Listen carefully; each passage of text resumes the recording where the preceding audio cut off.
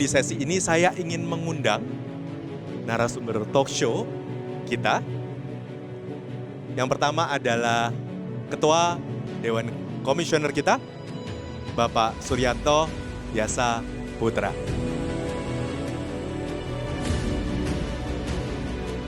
Yang kedua, saya ingin mengajak coach, saya undang Andanu Prasetyo. Silahkan maju ke depan. Oke, berikutnya Dan. Kami akan mengundang founder dari Damakara, Nurdini Prias.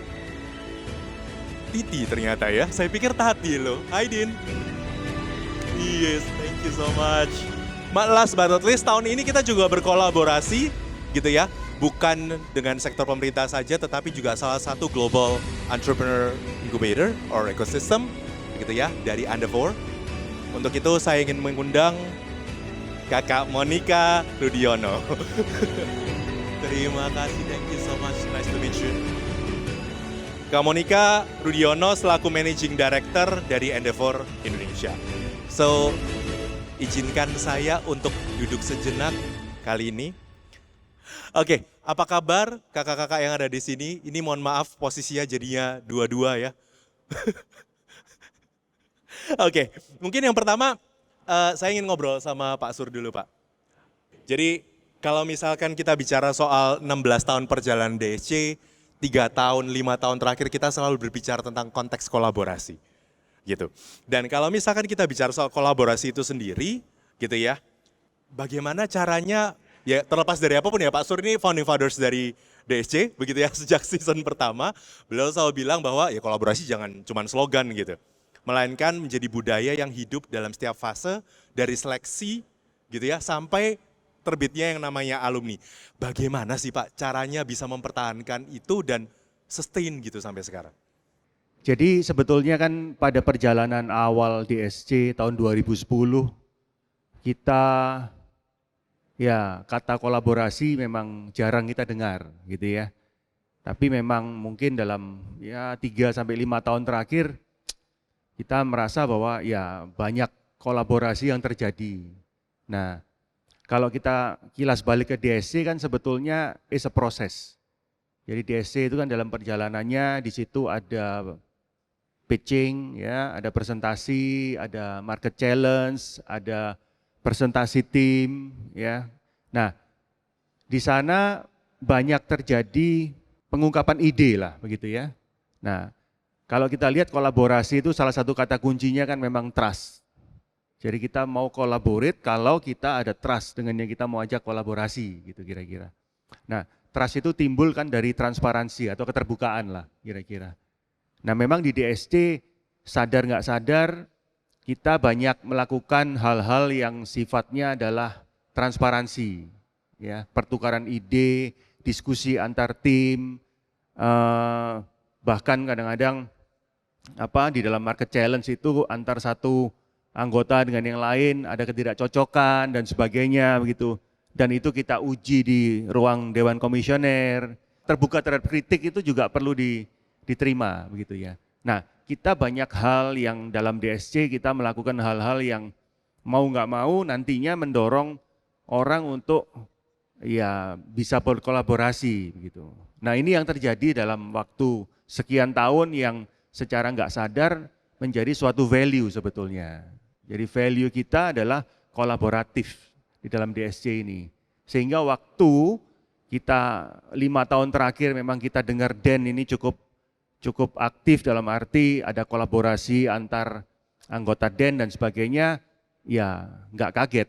Karena itu adalah sebetulnya kan secara value memang kita lakukan. Jadi memang tadi yang disebut jangan hanya jadi jargon, ya kita nggak pernah menjargonkan kolaborasi sebetulnya. Tapi dalam proses itu sendiri kita memang faktor-faktor dalam collaboration itu kita sudah lakukan sebetulnya. Kira-kira begitu, Trik. Oke, thank you Pak Sur. Jadi yang menarik justru jargon kolaborasi mungkin baru hangat beberapa tahun terakhir, tapi spiritnya sudah dilakukan. Jadi bahasanya adalah lebih gampang ngomongnya karena sudah dilakukan dibandingkan pengen kolaborasi belum lakukan, terus akhirnya ya sudah kita bikin campaign yang namanya kolaborasi. Nah, tapi sebelumnya saya pengen ngobrol sama Dini nih. Ngerespon dari Pak Sur gitu ya. Kan kesannya bahwa open, konteksnya open mind ya, mau menerima kritik, berangkat dari trust, begitu kan?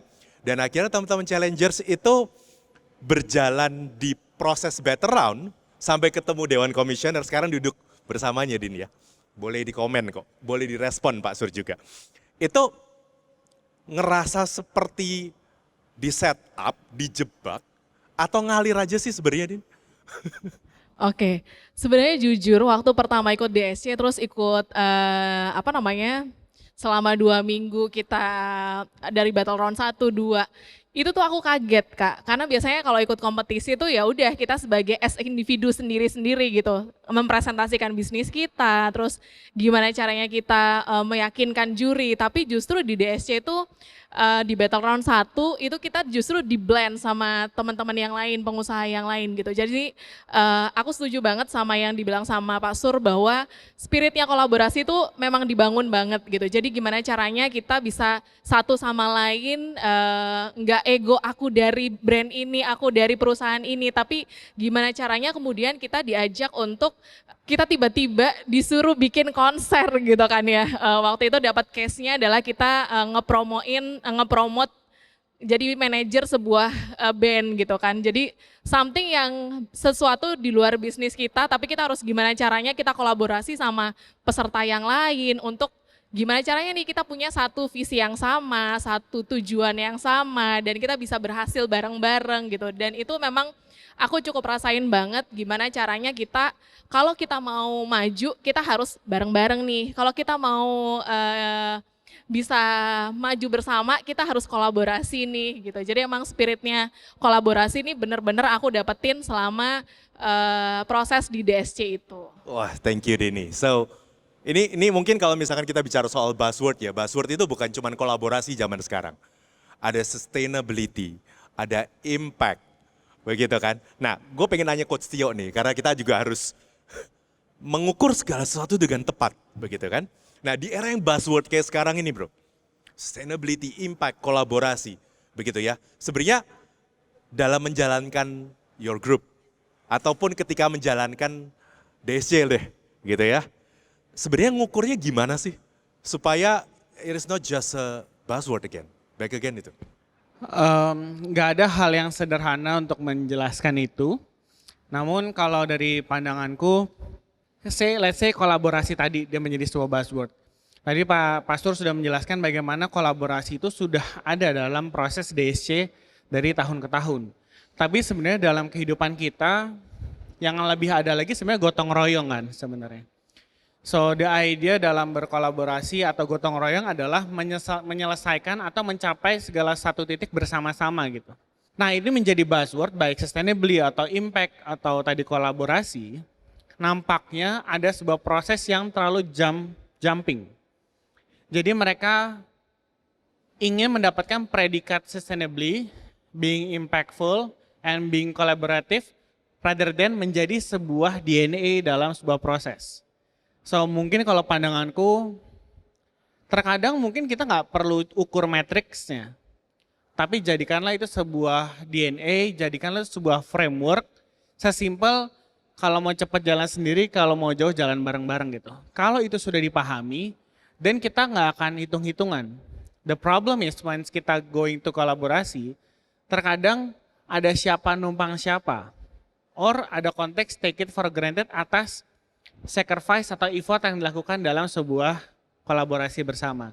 Karena ada DNA yang miss bahwa kalau gue senang lo senang, kalau gue maju lo maju. So I think kalau selama kita tetap berproses menjadi manusia baik, ingin memberikan manfaat yang baik dan ingin terus baik sepanjang masa, then itulah akan adanya kolaborasi yang being impactful dan sustainably gitu kan.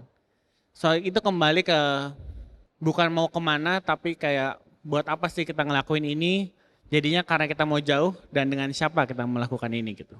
Berarti secara nggak langsung supaya kita nggak bersinggungan ketika berproses, tujuannya harus ditentukan. Tapi kan kalau di era sekarang kan susah banget ya, global lagi begini, Indonesia lagi begini, menentukan tujuan bersama itu Formulanya apa versi Kak Tio? Apalagi kalau sampai global kan tuh berarti makin broad lagi kan. Tapi yang harus kita fokusin paling nggak aku mengajak ke beberapa challengers kemarin yang kalau curhat terpisah ke aku dan aku bilang ke teman-teman di kantor, keywordnya sih buat aku ngambil peran. Kita sebagai anak muda, sebagai orang yang diberikan privilege maybe gitu kan, hal terbaik dalam bersyukur adalah menggunakan kesempatannya kan. So sekali lagi, selama kita ngambil peran kita masing-masing dan itu menjadi kolektif, nanti gerakannya juga akan menuju hal yang sama. Dan jadi aku sekali lagi, even aku melakukan satu challengers dengan challengers lain, mereka harus bersinergi, berkolaborasi di komplek bikin konser tadi. Sebenarnya kan ujung-ujungnya gue harus sinergi dulu di project ini, supaya nanti at the end of the day gue akan fight lagi, gue akan siapa lawan dengan siapa gitu kan. So sekali lagi, as long as kita fokus on kita tahu maunya apa dan kita mau kemana, dan I think it's okay kita sekarang kolaborasi dulu. Dan kalau ada mentok-mentok dengan siapa, dan itu akan menjadi sebuah seleksi alam, sebuah proses alami yang bisa dijalankan. Nah disitulah akan ditentukan kedewasaan. Makanya kita selalu menyebut mentality dari sebuah challengers menjadi penting. Karena bukan cuma mau jadi sustainable aja, being impact aja, tapi sekali lagi, apakah itu betul ada di dalam roots, dalam business planning mereka atau tidak, dan itu ada dalam karakter diri mereka atau tidak. Ini reality checknya adalah, is it your real DNA? Apakah ini masuk ke dalam core business model lo apa enggak? Your character. Thank you so much. Nah, Kak Monica, halo, salam kenal. So, yang saya ingin ajak untuk nebelin deh sebenarnya. Saya yakin Endeavor pasti punya pengalaman bukan cuma nurture yang namanya entrepreneur di Indonesia, tetapi juga bisa cross atau sharing knowledge dengan entrepreneur yang sudah cukup mature di Asia, di belahan dunia yang lain, begitu kan? Dan kalau misalkan melihat value Indonesia, maksudnya gotong royong itu kan sebenarnya it's our nature kan. Mengambil peran dulu, kalau sudah ada yang mulai nyapu, yang lain udah mulai ambil serok gitu kan. But nowadays it's a little bit odd, aneh. Jikalau kita mau ambil perang, diambil peran, ada stigma, oh ambisius nih, you're too ambitious. Nah kalau kita bicara soal kasana yang lebih luas di global, entrepreneur itu berkolaborasi dengan cara seperti apa dan apa yang sebenarnya yang kita bisa pelajari? Mungkin aku mulai dengan balik lagi, tadi aku ingat Edric bilang bahwa jadi entrepreneur itu adalah is a lonely journey, right? Karena kadang-kadang kita punya ide, kita punya visi, kita punya mimpi yang besar, tapi kita juga yang mesti jadi motor penggerak untuk make sure that it becomes a reality gitu, right? Dan entrepreneur ini backgroundnya semua tidak sama. Ada mungkin yang baru lulus kuliah punya ide bisnis jadi entrepreneur. Ada mungkin yang pernah bekerja di profesional baru jadi entrepreneur. Jadi jam terbangnya pun sangat beragam gitu ya. Nah, jadi kalau kita ngelihat gimana sih kolaborasi di skala nasional maupun di skala internasional, itu kita bisa lakukan dengan beberapa cara. Yang pertama adalah kita percaya banget bahwa kita harus bekerja dengan entrepreneur yang punya karakter yang tepat. I think di DSC juga sama ya, yang punya jiwa mau bekerja sama, yang punya jiwa punya mimpi besar gitu kan, yang mau membantu yang lain gitu. Sehingga elemen mau membantu yang lain ini menjadi sesuatu yang sangat krusial. Right? Mungkin di awal pada saat mereka masih memulai usahanya, merekalah yang dimentor oleh mentor-mentor dari pelaku usaha ataupun sesama entrepreneur tapi yang mungkin sudah lebih jauh umur bisnisnya. Jadi di Endeavor ini juga lah yang kita lakukan.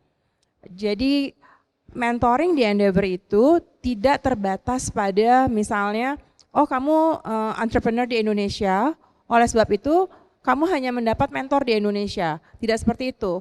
Tapi seluruh global access yang dimiliki oleh Endeavor di 45 negara itu terbuka untuk Endeavor entrepreneur di mana saja. Right? Jadi misalnya saya entrepreneur di Indonesia, tapi saya mau belajar mengenai supply chain kebetulan. Terus ada nih ahlinya supply chain, mentor yang bagus di Brazil. Nah itu kita akan connect-kan dan the mentoring will happen. Itu pertama. Yang kedua adalah entrepreneur itu sendiri paying it forward. Ya, paying it forward tuh dalam bentuk apa sih? Ya, pertama tadi mentoring yang baru-baru. Ya, jadi I've been there, now I share gitu. Yang kedua mereka juga bisa paying it forward dengan membantu menginvest di pengusaha-pengusaha yang baru.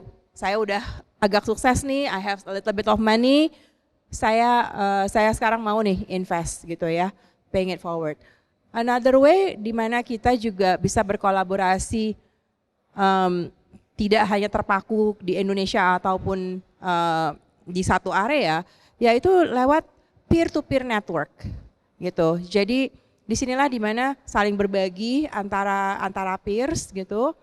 Lalu kolaborasi yang kita lakukan juga adalah untuk upskilling dari entrepreneur itu sendiri.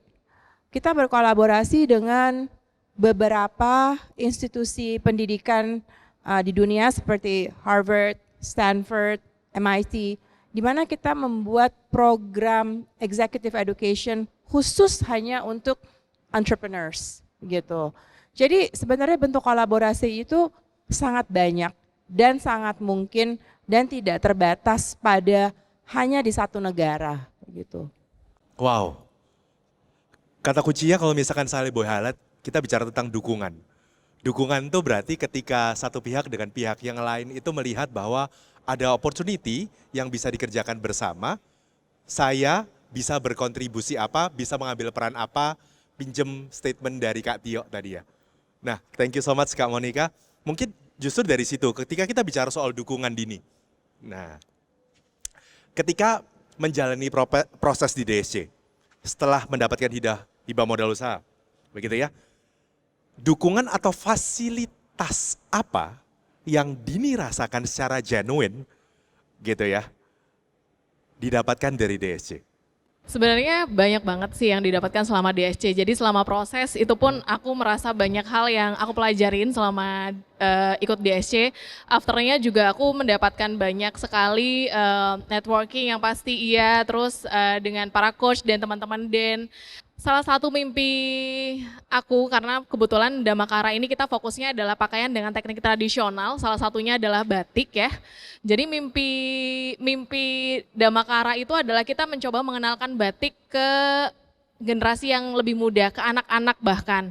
Dan mungkin kalau sekarang udah mulai banyak batik yang udah di print dan segala macam, tapi kita ingin batik tradisional ini tetap jadi salah satu budaya di Indonesia. Nah, salah satu cara untuk mengenalkan itu pengennya adalah batik ini juga dikenal sama anak-anak kecil. Nah, perlu media yang pas untuk mengkomunikasikan kepada mereka. Nah, di DSC kebetulan di angkatan aku ketemu sama Tania dari Guru Bumi yang punya yang merupakan usahanya tuh penerbit buku anak. Jadi waktu habis DSC kebetulan juga kita pernah sekamar, terus Tania gimana kalau kita bikin buku anak menceritakan tentang proses batik gitu. Jadi kita akhirnya bisa kolaborasi di sana. Jadi yang aku rasakan dari DSC itu sendiri adalah selain aku banyak belajar tentang ternyata kita nggak bisa ya berdiri sendiri. Maksudnya kita harus berkolaborasi ya dengan yang lainnya untuk kita bisa maju bareng-bareng nih. Nah di situ akhirnya banyak juga bertemu dengan teman-teman pengusaha lain yang akhirnya melihat oh ternyata aku bisa ya saling berkolaborasi dengan satu sama lain, dengan Tania yang akhirnya kita bikin kain batik untuk Kara. Terus misalnya sekarang kita juga lagi ada proses kolaborasi juga sama Pala Nusantara, salah satu den juga di DSC gitu ya. Jadi kita karena sama-sama mengangkat Nusantara sama Kang Ilham, kenapa nggak kita bikin kolaborasi juga nih gitu. Jadi nanti akan ada baju dan juga jam tangan yang pakai teknik stitching gitu di ininya gitu. Jadi kita coba untuk akhirnya dari DSC tadi aku banyak belajar untuk kayaknya kita bisa nih maju bareng-bareng gitu dengan semua ekosistem yang ada di DSC itu sendiri. Oke, tahan dulu ke Coach Tio. Coach Tio Kakak Dini pernah gagal nggak sih?